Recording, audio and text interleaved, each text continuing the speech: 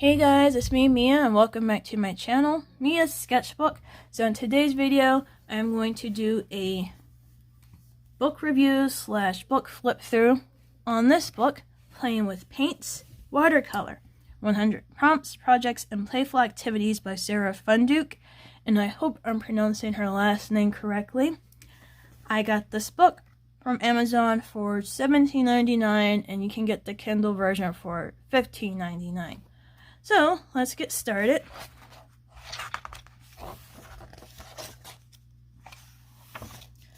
So here we go with the table of contents, and there's 4 chapters, and I'll tell you quickly what each chapter is about.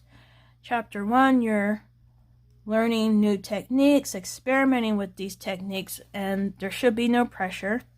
You're just getting a feel for things. Chapter 2, you're using what you learned in Chapter 1 to create patterns, objects, and animals, as well as flowers. Chapter 3, it's about using other mediums with watercolor. So using watercolor markers, what else? Rubbing alcohol, salt, tape, etc., along with the watercolor to create different effects. And then Chapter 4, you're pulling everything all together and creating beautiful artwork that you can hang in your home or give as gifts.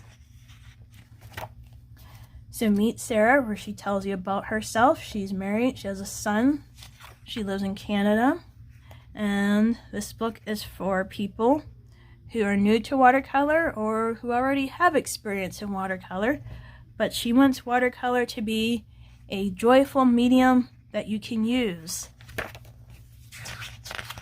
regardless of your skill level. So, basic watercolor supplies, and I like how she has everything neatly laid out, and each item has a number, which you can find here on the opposite page. So like I said before, this is section 1, just experimenting and getting a feel for the watercolor, as well as techniques.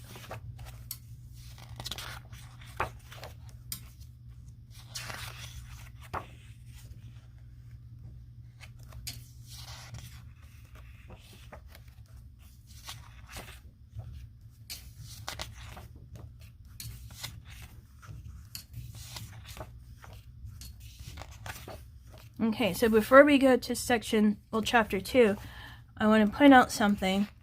So here, you'll see these throughout the book. It says play, prompt, and project. So with the play, you're learning a new technique and you're just experimenting with it, practicing. The prompt is she tells you something specific to paint using the technique that you learned in the play part. And for a project, so you're creating something and she shows you how she does it. So she provides photographs of each stage of the project that she's doing. Okay, so now we can continue. Chapter 2 starts to get fun. You're still doing patterns, but it's of actual objects like fruit, textures, and here's a little kitty cat with patterns on it. This is wet on wet, the fuzzy kitty faces.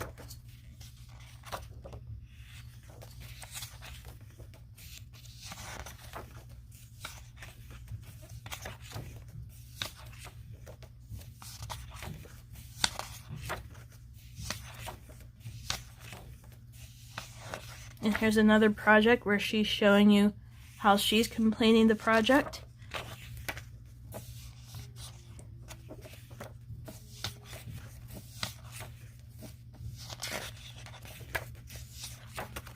Chapter 3.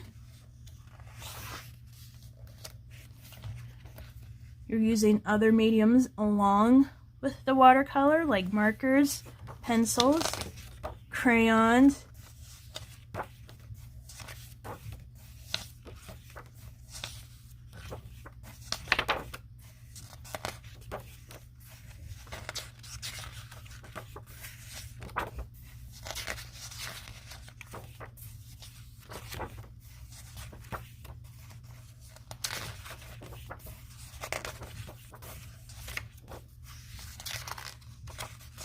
I really like this one right here.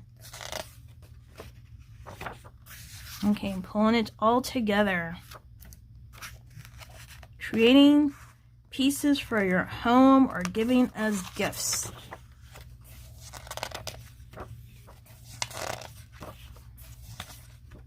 And with chapter 4, you don't see as many play sections. You see a lot of prompts and projects. So by this point, you should already know what watercolor techniques you can use.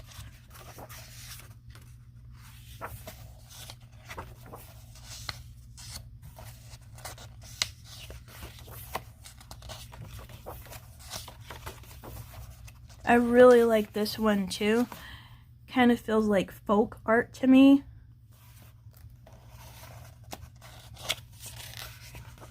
It's beautiful, I love it.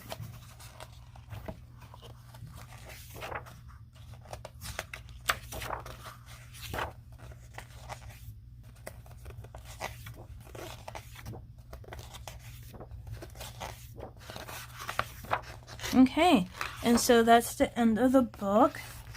And this is a beautiful page, credits for her husband and her son Stanley. Okay, so what do I think of the book?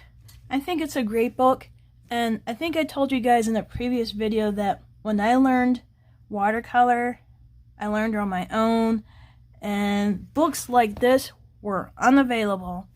And I would have loved to have something like this back in the day to help me with watercolor, because when I was learning, it was pretty stressful, I'll say. It wasn't as fun. But if this book was around, it would have made watercolor learning more fun for me. And let's see, would I recommend this for beginners? Absolutely. Now, if you like to know more about the thought process behind everything, she does have quite a bit in here that you can read. However, if you're not into reading and you just want to jump right into the projects, you can do that as well. And let me see, what else can I think of about this book? Yeah, I've been using watercolor for a long time now, and this is something that I will reference to because sometimes I get uninspired and, you know, I don't know what to paint, but this book here, I can use it as a reference and I can come up with something to paint and create new ideas for me in the future. And I told you guys that I liked this fruit painting right here, and I decided to do my own version of it. I thought this was so cute. I used my Mungio / Prima Marketing watercolors, and I used Strathmore watercolor paper. But anyway, you guys, I hope you enjoyed the video. Let me know what you think. If you get the book, do you like it? Tell me in the comments, and I'll see you next time. Bye!